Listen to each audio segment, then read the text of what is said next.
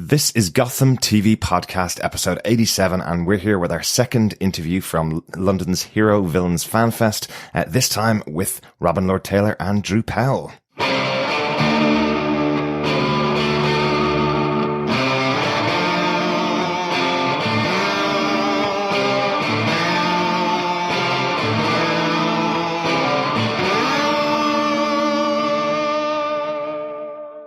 I'm David Mazuz, and you're listening to Gotham TV Podcast. This is Drew Powell, and you're listening to Gotham TV Podcast. This is Robin Lord Taylor, and you are listening to Gotham TV Podcast. Welcome back, Gothamites. Great to be here with you. It's Derek, one of your hosts. John isn't here at the moment, as you probably know from the other episodes that we've released this week. But I'm back just to introduce our interview with Robin Lord Taylor and Drew Powell of Gotham that we conducted last weekend over at London's Hero and Villains Fan Fest. Love these two characters. This is our villains portion of our Heroes and Villains interviews from London's Heroes and Villains Fan Fest. So good to be there, and really, really great of the guys to give up some time. They had some really long queues for autographs and photographs all day for 2 full days. But as you can probably hear from Robin when we get into the interview, he is hugely thankful, as is Drew, for all of the people that turned out in what turned out to be quite a difficult week in the UK last week. But really, really nice to sit down with the two guys. Some really interesting insights, I think, from Robin Lord Taylor on his character, and from Drew Powell on the changes that have happened with Butch since the last time we spoke to him back in episode 50. But I'm not going to delay it too much. Time to get into the interview. This is Gotham TV Podcast. I'm one of your hosts, Derek. Hi, I'm one of your other hosts, John. And we're at Heroes and Villains Fan Fest UK. Second day in London, we had David Mazuz dealing with our heroes side. And today we've got two of the villains of Gotham joining us. Would you like to introduce yourselves? Yes, this is Robin Lord Taylor. I play the Penguin on the show. I am Drew Powell, and I play Butch Gilsey. Our listeners are... 97 days. There you go. Our listeners are very familiar with Drew Powell's voice. He's been doing a little intro for us for the last little while since we had him on board. Andrew, Which is so nice of him. We've created a few Drew Powell supporters and Butch Gilsey supporters over the years. So. Love you from Ireland. So thanks so much for joining us. What's it been like at Heroes Villain Fan Fest? This is a UK con. I know you guys were up at Blackpool with us last year. Yes. What's it like at the UK con? Are your arms tired from all the autographs? It's astounding. I had no idea that the show was such a phenomenon here. And I have to say, I've been more busy at this convention than I have been at any other convention, including New York Comic Con. Wow. I mean, it's just been like absolutely overwhelming, but in the best way. You know, the love is real, and the kindness, and also that just the gifts, the fan art. It's brilliant, and also the cosplayers. I mean, there's like 40 penguins running around. It's awesome. Yeah. Really It used to be a pool. Exactly. Yeah, no, it's great. I mean, you kind of get bits and pieces through social media, like, oh, it seems like there's several people, coming from the UK that enjoy it, or from Ireland or whatever, and Italy, fans from Italy here. Mm-hmm. But then to see it here, in this really great venue with that panel we had yesterday, it just felt like people everywhere, like hanging off the rafters. It's really neat. And it's very gratifying to know that, especially for us being from America, I think, to know that it has this worldwide reach. It's a neat thing. And not to be too serious, or to break it down a little bit, it's nice to be here celebrating art in a public space with many, many people in light of what's just happened in Manchester. And, we would not miss it for the world after that happened. There were people who were worried about our safety, but, Drew and I, living in New York City, another place that has unfortunately experienced horrific tragedy, we knew that we had to come. We must soldier on and carry on, and to bring some sort of joy to these people is just, an opportunity that we're so grateful to have. Absolutely. I know there's so many Gothamites that really have appreciated you guys coming over as well. So thanks so much. Do you think, I was just going to say, how's Olga working out? Now you've been in the UK, has Alfred, Sean given you any new English lessons that you can teach her? I mean, Sean gives us English lessons all the time. But it's more like, using the word sausage as a term in the sausage and treacle. Sausage and treacle. That's our go-tos.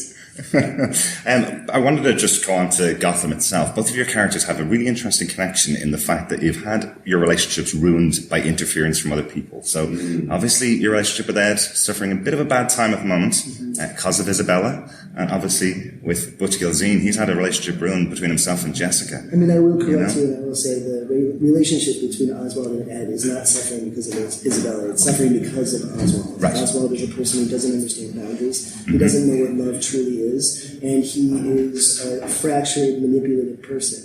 So it's really his own doing that, he is his own worst enemy in many, many ways. And this is one of the examples of that. Absolutely.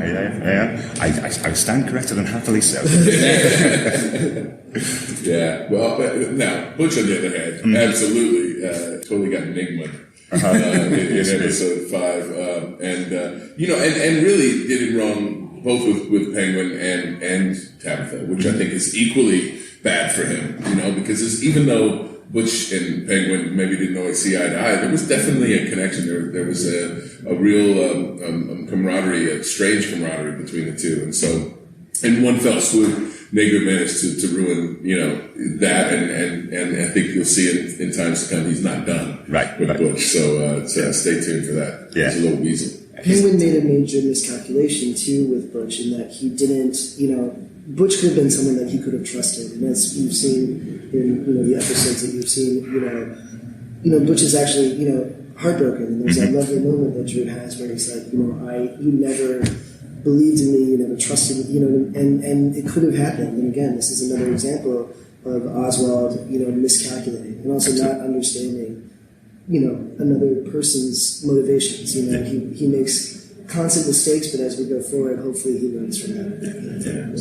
Will Oswald and Butch come back together? Will they be drawn back to one another? Well, that's the lovely thing about our show is that it's cyclical. People come in and out of each other's lives, and alliances are made and then broken and then reformed. And it's one of the things we love in the sense that we go through periods where like Drew and I were working together for basically all of season 2, and then well into season 3, and and then of course Penguin starts working more with Nigma, and so then as actors we get to play with each other so much.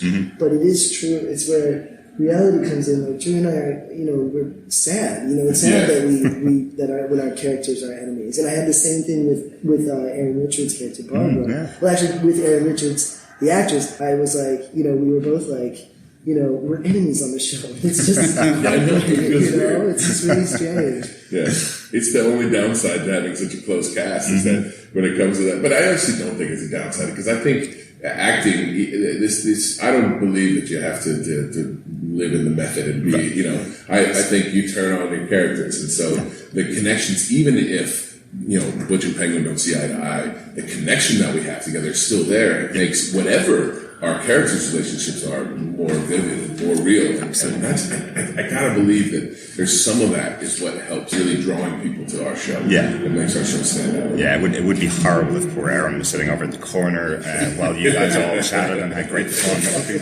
Poor girl's over from Wales, so getting stuck in the corner in New York. Understand her anyway. It'd be like the lunchroom, not sitting at the pool. That's right. I wanted to quickly come back to something that Robin mentioned at the panel yesterday. One of the descriptions that you had for Gotham was, I thought, a lovely description, lovely to kind of go over it a little bit more, which was that Gotham, the way it kind of has created its films, has come out of love being taken away from the characters. I thought that was a beautiful way of describing Gotham as a show as a whole. Well, and I give credit that I directly stole that from Danny Cannon, our executive producer and head writer.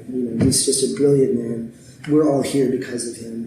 And the vision that he had for the show, he and Bruno Heller, that was what it was. It was about how the city itself is stripping these people of their humanity, of their love, of anything tender. It's the city is ripping it away from them.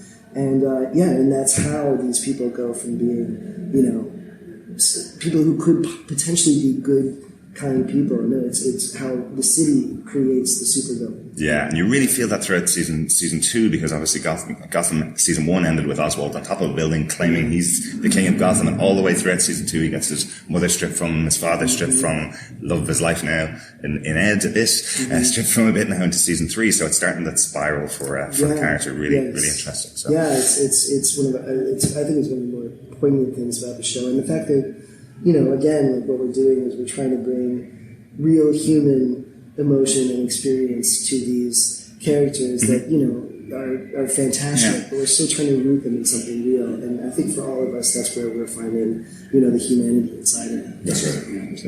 Like you were speaking about Danny there, and obviously there's Alfred and there's Bruno as well. Brits working in the US on these shows, and a lot of British actors working in the USA. But I don't know how much you know of, say, UK or Irish television. But would there be any shows over here that you would like to guest on? I mean, like there's Doctor Who kind of thing. Absolutely. My wife is British. It's Downton Abbey. Yeah. So any job I could get over here to bring her back to her homeland, I would be a winner. And really happy wife, happy life. Excellent. Yeah. I'm just waiting for the Mr. Bean. I love Do you like minis? Yeah. Exactly. Yeah. It's funny because I have a British wife, I've watched British television whatever we can get in America, and there are certain ones that we really got into. Some as popular as Spooks, what you call it, MI5, which I loved, and man, so many incredible actors coming out of that. But also some as silly as like Hotel Babylon. We used to watch that, and it was just like this nice candy to eat, So I'm dying to come back here and work. So all of you producers listening to the Gotham TV podcast, would you hire a brother, please? Excellent. So let's take accent. We really do. Hello, Governor. But you guys, I don't know if you guys know this, and you need to check it out. I'm sorry, but Robin played on the David Letterman show back in the States. He played. What was your name? I was Daryl, the Late Show Page with the fake British accent. And the bit was, I come out and Dave is like, "Hello, Daryl," and I'm like, "Hello, Dave."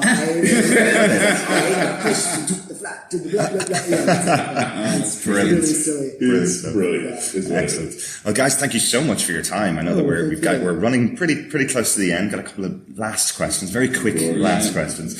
So we asked David yesterday which bat suit he'd want and which Batmobile he'd like to drive if he had the opportunity to do it. I'd love to ask Robin, if you had any umbrella, any weapon inside of an umbrella from the Batman cartoons and Batman comic books, which would you like? Is there any weapon that you'd like? Well, I'm not sure if it was in the comic books, but the umbrella that I would most enjoy would be the helicopter umbrella. Awesome. That would be awesome. Batman Returns. I just love the idea of, it's like giving penguins flight. I love it. It's sort of kind of fun and metaphorical. Getting around New York traffic would be a lot easier as well. Absolutely. And for Butch, if you could replace your hand with something, would it be a corkscrew? Would it be a bazooka? I don't know. I always thought like a hand cannon would be pretty good. You just got a kind of a one big buckshot, and that would be pretty great. But over the last year or two, or however long it's been since he got his hand lovingly chopped off by his good friend Oswald. The number of times I've had suggestions, both appropriate and inappropriate, on what I should put on my hand, I should really have compiled a list because people have a lot of opinions. Maybe, probably for me, it'd be a pizza slice. I definitely need a pizza to make that worth its while. Swiss Army knife. You got a little of everything. Yeah. Our favorite scene that we had together was when we blew up Azrael in season 2, and we were talking. We were like, why isn't it coming just out of your face? Exactly. Incredible. It makes perfect sense. I love it. That could work really well. Yeah. We've one of our listeners, Claire Payne, she's at the convention, sent us a question. We asked if anyone wanted to ask you questions, and she was saying, what's it like working with like the range of directors that you work on in a season? And are there any styles or shots or scenes that you just didn't think they turned out like better? It was completely unexpected. They didn't turn out differently in any way. It's a good question. I don't know. I mean, the directors have been incredible, and the great thing about having a show that lasts more than one season is like, our first season was sort of like finding the group of people that really, brought something out of all of us and that really added something to the show. So in season 2, we bring more of those people back, and then now season 3 even more. So it's like we're honing in on the directors who really have, the vision down to a science, and who are also like, just basically translating Bruno Heller and Danny Cannon's original idea, and we've really learned about some amazing people. It's interesting because our show is very technical and millions of moving parts all at once. It's a massive undertaking to take as a director.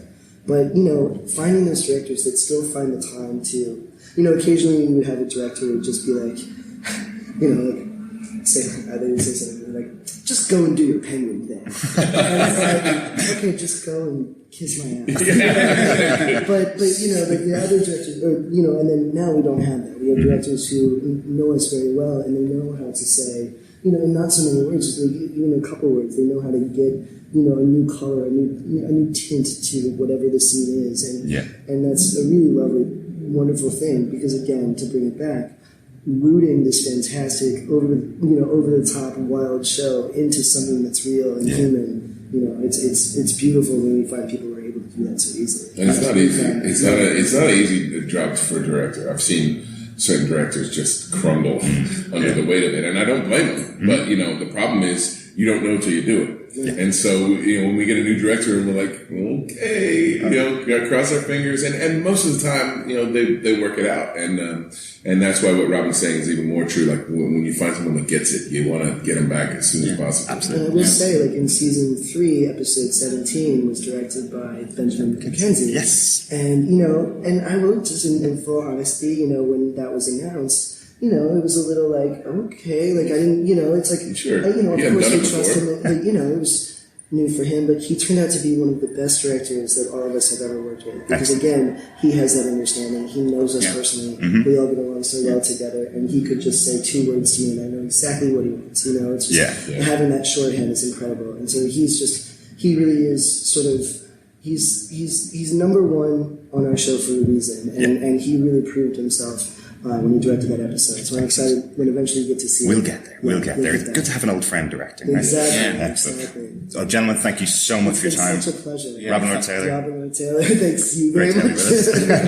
Drew Powell. Thanks, guys. Always a pleasure. Thank you so much. Thank you so guys. much. We'll hopefully have you back on. I would love to. Absolutely. Thank you, gentlemen.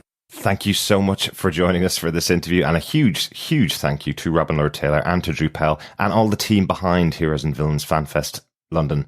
It was great to meet some of the people behind it, from James Fraser to the guys in the PR team to some of the presenters, the people that actually set it up.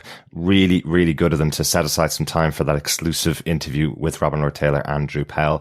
I hope you enjoyed it. If you did enjoy it, just make sure you go and subscribe to our podcast over at gothamtvpodcast.com/iTunes if you like iTunes. If you're not on iTunes, you can subscribe to the podcast through any other good podcast listener. Just search for Gotham TV Podcast, or you can just go to our website at gothamtvpodcast.com. But we love hearing from you. If you want to email us, just email us at feedback@gothamtvpodcast.com. And as always, you can also watch the episodes over on YouTube. See my lovely bright orange shirt over there. Just go and search for Gotham TV Podcast, and you'll see the interview with Robin Lord Taylor and Drew Powell. It is just the audio version. Again, we didn't record a video for these episodes, but it was so good of the guys to give some time out for us. Hope you enjoyed. We'll talk to you again next week. Bye.